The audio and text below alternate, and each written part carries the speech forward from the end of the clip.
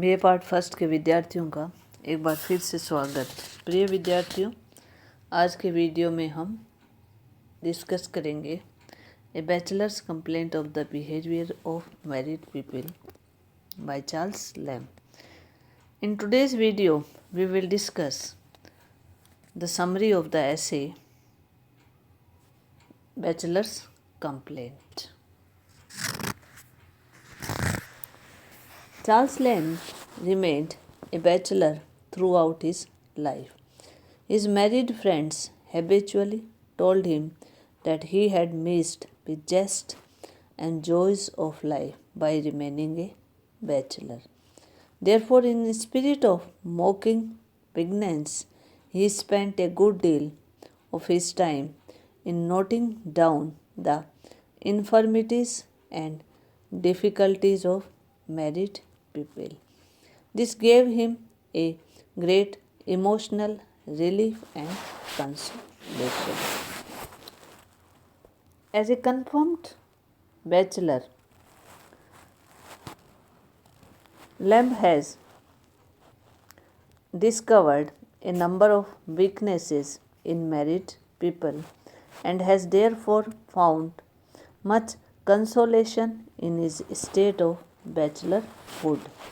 It is not the quarrels of husband and wives that console him for having remained unmarried. What offends him at the house of married person is that they are pretending as they are in love. He has found that a husband and a wife constantly try to produce the impressions that they are very fond of each other. This display of married happiness is an insult to a bachelor. If a man enjoys some monopoly, he should keep it as much out of sight as possible so that others may not question his right to monopoly. But married people go out of their way to make bachelors conscious of the monopoly of marriage, which they enjoy. The air of complete satisfaction which a newly married couple wear on their faces is especially offensive to Lamb. Married people often put an expression of exaggerated self importance. They regard bachelor ignorant and incompetent person. A young married lady once mocked at Lamb because he happened to offer an opinion about the most appropriate method of breeding oysters for the London market. She seemed to think that a bachelor could not be expected to have any knowledge of such matters. Lamb does not understand why married people should be excessively proud of their children. After all, children are not a rarity. In fact, the poorest people have the largest number of children. Besides, children go often wrong and prove to be a cause of much disappointment to their parents. Married people's pride in their children is therefore hardly justified. Married people are still less justified in expecting a bachelor to show a fond attention to their children. Why should a bachelor shower his affection on children? If a bachelor shows too much interest in children, their parents quickly send them out of the room. A bachelor therefore finds himself on the horns of a dilemma in dealing with towards children. Should he no adopt a loving attitude towards children? If he should, what is to be the degree of the affection to all their 8, 9, or 10 children. There is certainly a proverb, love me, love my dog. But while it is possible to love a friend's dog or any other article that remains a man of his friend, it may not be possible always to love a friend's children because children have a separate existence of their individual natures and temperaments. Lamb says that he has never been possible for him to feel attention for women and children indiscriminately. Very soon after getting married, a man tends to become indifferent to a bachelor friend, no matter how long was the duration of friendship before the marriage. No wife can tolerate her husband's bachelor friend if the friendship dates back to her pre marriage days.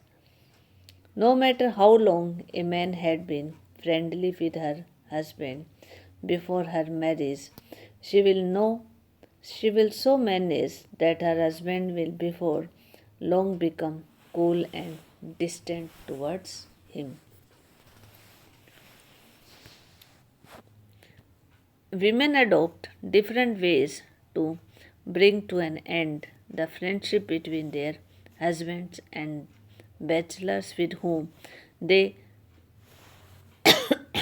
sorry, they may have had intimate relations before marriage.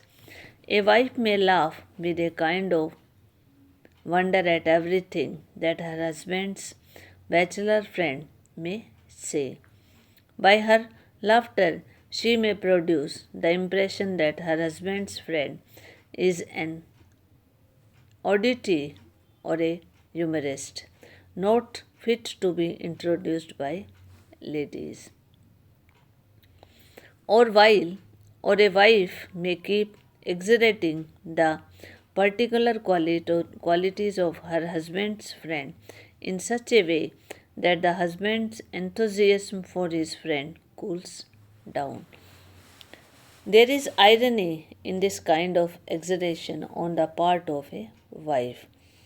Another technique employed by a wife is to ask with a kind of innocence towards him. And because the basis of the friendship and became the basis of the friendship.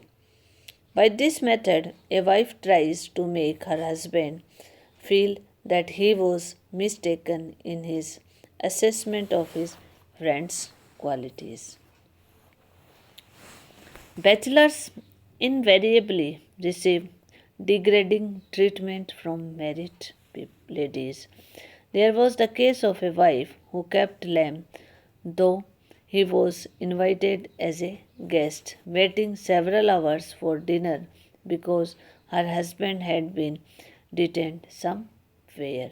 This lady should have been considerate enough to serve dinner to Lamb if the husband had been detained for 2 or 3 hours beyond the usual hour of dinner. Then there was the case of a lady who passed on an excellent dish of morels to her husband and recommended a less severe dish of gooseberries to Lamb, who was guest at the house.